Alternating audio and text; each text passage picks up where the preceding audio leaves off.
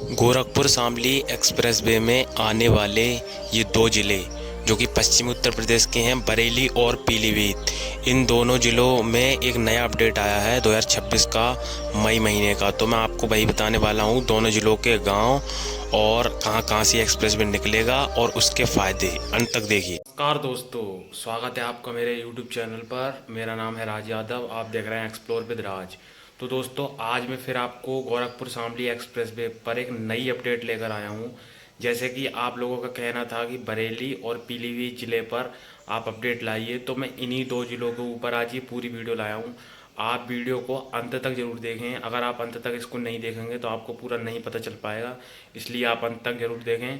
और प्लीज़ मेरे चैनल को सब्सक्राइब कर लें वीडियो देखने से पहले, और वीडियो को अभी लाइक कर दें। सबसे पहले बात करते हैं दोस्तों इस एक्सप्रेसवे के बारे में और जान लेते हैं कि ये एक्सप्रेसवे है क्या। तो ये 750 किलोमीटर लंबा एक ग्रीनफील्ड एक्सप्रेसवे होगा जो पश्चिम उत्तर प्रदेश के शामली से पूर्वी यूपी गोरखपुर तक जाएगा। लेकिन आज के इस वीडियो में हम बात करेंगे किस एक्सप्रेसवे के सबसे महत्वपूर्ण हिस्से की। हम बात करेंगे पीलीभीत और बरेली ज़िले की। पीलीभीत के बीसलपुर और बरेली के नवाबगंज और बहेड़ी इलाके के किसानों के लिए क्या बड़ी खबर है, कौन कौन से गांव की ज़मीन इस एक्सप्रेसवे में जा रही है, और NHAI की ज़मीन अधिग्रहण यानी लैंड एक्विजिशन को लेकर क्या नई अपडेट है, ये हम आपको बताने वाले हैं। अगर आप भी बरेली या पीलीभीत से हैं तो यह आपके लिए वीडियो बहुत ज़रूरी है। अगले कुछ मिनटों में हम आपको मिलेगी पूरी जानकारी हमारे द्वारा। ये लिस्ट, हर एक छोटी बड़ी जानकारी। वीडियो को अभी लाइक कर दीजिए, चैनल को सब्सक्राइब करना मत भूलना दोस्तों। पूरी जानकारी आपको इस वीडियो में मिलने वाली है और वीडियो को अंत तक जरूर देखना। दोस्तों, सबसे पहले इस प्रोजेक्ट की विशालता आप समझिए। यह एक्सप्रेसवे यूपी के 22 जिलों को जोड़ेगा। इसकी शुरुआत गोरखपुर से होगी और ये बस्ती, अयोध्या, लखनऊ, सीतापुर, लखीमपुर खीरी होते हुए हमारे पीलीभीत में घुसेगा, और यहीं पर बरेली है, और फिर रामपुर, मुरादाबाद से होते हुए, बिजनौर होते हुए ये सीधा मेरठ में प्रवेश कर जाएगा। मेरठ से मुजफ्फरनगर और फिर शामली में जाके ये एक्सप्रेसवे लगेगा। तो इसका जो हिस्सा शुरुआती है वो शामली है, यहाँ से स्टार्ट होगा, गोरखपुर तक लगेगा। मैंने आपको मैप से समझाया पूरा, ये आप ऐसे देखिए। और शामली से फिर ये हिस्सा पूरा पानीपत तक जाएगा, क्योंकि इसका विस्तार पानीपत तक होना है, इस वजह से। इससे ये एक्सप्रेसवे हरियाणा राज्य से जुड़ जाएगा। यह कोई आम हाईवे नहीं होगा दोस्तों, ये एक ग्रीनफील्ड एक्सप्रेसवे होगा, जिसका मतलब यह है कि किसी पुरानी सड़क को चौड़ा करके नहीं बनाया जा रहा है, बल्कि उपजाऊ कृषि भूमि पर बिल्कुल नई सड़क तैयार की जा रही है। इसकी रफ्तार, सीमा और आधुनिक तकनीकी इसे यूपी के बाकी एक्सप्रेसवे से अलग बनाएगी। सबसे बड़ी बात, इस एक्सप्रेसवे पर हवाई पट्टी भी प्रस्तावित है, जिससे आपातकालीन की वायुसेना के लड़ाकू विमानों के लिए इस्तेमाल किया जा सकेगा। और ये गंगा एक्सप्रेसवे की तरह बेहद आधुनिक एक्सप्रेसवे बनेगा जो ग्रीनफील्ड एक्सप्रेसवे होगा। सबसे पहले बात करते हैं पीलीभीत ज़िले की।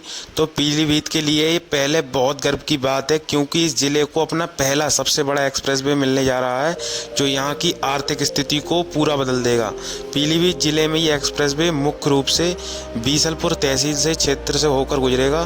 ताज़ा अपडेट के मुताबिक पीलीभीत ज़िले के कुल 41 गाँव को इस रूट के लिए चिन्हित किया गया है। इन गाँव की कृषि भूमि इस एक्सप्रेसवे के दायरे में आ रही है। अब मैं दोस्तों आपको कुछ गांव बताऊंगा पीलीभीत ज़िले के, जो इन दो तहसीलों में मिलकर आ रहा है। तो तहसील सदर के 2 गांव हैं, और बाकी 39 गांव बिलसांडा तहसील के हैं, जो बीसलपुर और बिलसांडा तहसील है वहाँ पर ही इसके 39 गांव हैं, और 2 गांव इसके सदर तहसील में हैं। तो वो गांव की आप लिस्ट मैं आपको स्क्रीन पर दिखा दूँगा, आप देखते रहिए उसे। ये आप स्क्रीन पर देखिए सामने, ये सभी गांव पीलीभीत ज़िले में आने वाले हैं गोरखपुर शामली निर्माणाधीन एक्सप्रेसवे में। और ये एक्सप्रेसवे में आने वाले सभी 41 गांव की सूची मैंने आपको स्क्रीन पर दिखा दी। आप इसे जूम कर रोक कर आराम से पढ़ सकते हैं, और इसे आप देखिए। इसमें आपको ज़्यादातर जो गांव हैं वो बिलसांडा के मिलेंगे, बिलसांडा ब्लॉक के। और ये दोस्तों बिलसांडा के इस वजह से है क्योंकि ये काफ़ी अहम है और एक ग्रीनफील्ड हिस्सा है। चलिए अब रुक करते हैं झुमका सिटी यानी बरेली ज़िले का। बरेली के लिए इस पैमाने का पहला एक्सप्रेसवे प्रोजेक्ट है, जिसे लेकर प्रशासनिक गलियारों से लेकर गांव की चौपालों तक हलचल काफ़ी तेज़ है। बरेली ज़िले में ये एक्सप्रेस वे 2 मुख्य तहसीलों से होकर गुजरेगा। एक तो नवाबगंज तहसील और दूसरा बहेड़ी तहसील। दोनों ही तहसीलें आपस में बहुत ज़्यादा मजबूत हैं और इन दोनों तहसीलों के कुल 68 गांव इस एक्सप्रेसवे के रूट में शामिल किए गए हैं। यानी बिल्कुल साफ है, नवाबगंज तहसील के 34 गांव और बहेड़ी तहसील के भी 34 गांव, दोनों के लगभग बराबर गांव। बहेड़ी और नवाबगंज तहसील यानी 2 तहसील बहुत ज़्यादा महत्वपूर्ण है। आइए दोस्तों, अब जानते हैं बरेली ज़िले के वे कौन से गांव हैं 68 गांव। तो दोस्तों, बहेड़ी तहसील और नवाबगंज तहसील दोनों तहसीलों के जानते हैं कि वो कौन से गांव हैं जो इसमें 34 गांव दोनों तहसील के आने वाले हैं। उनका नाम जानते हैं, चलिए। ये देखिए दोस्तों, आप अपनी स्क्रीन पर नवाबगंज तहसील और बहेड़ी तहसील दोनों के ये गांव हैं। टोटल 68 गांव हैं। ये आप इसे रोक कर पढ़ सकते हैं पूरा। ये 68 गांव आपकी स्क्रीन पर दिख रहे होंगे।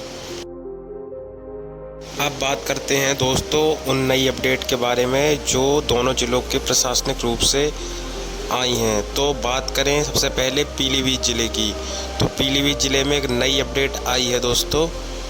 जिन 41 गाँव को इस रूट में चिन्हित किया गया है, उन गांव की कृषि भूमि इस एक्सप्रेसवे के दायरे में आ रही है।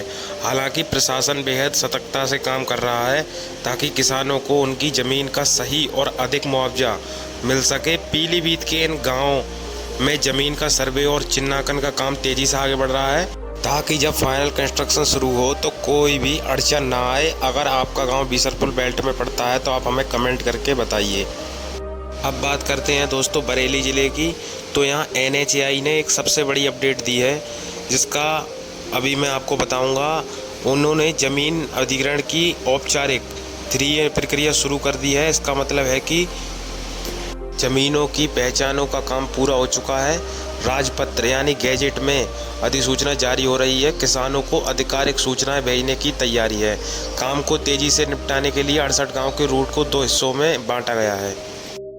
बरेली ज़िले की 17 गाँव में निर्माण और ज़मीन की जिम्मेदारी NHAI बरेली इकाई को दी गई है, जबकि बाकी बच्चे 51 गाँव जो हैं ना, उनकी जिम्मेदारी NHAI मुरादाबाद इकाई संभालेगी ताकि काम में कोई देरी ना हो और स्पष्ट रूप से काम जल्दी से जल्दी पूरा हो सके, जिससे किसान भाइयों को टाइम पर मुआवजा मिल सके और आधिकारिक रूप से पूरा काम जल्द से जल्द हो सके।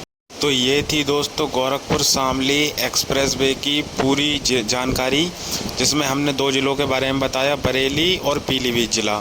दोनों की आपने जानकारी सुन ली।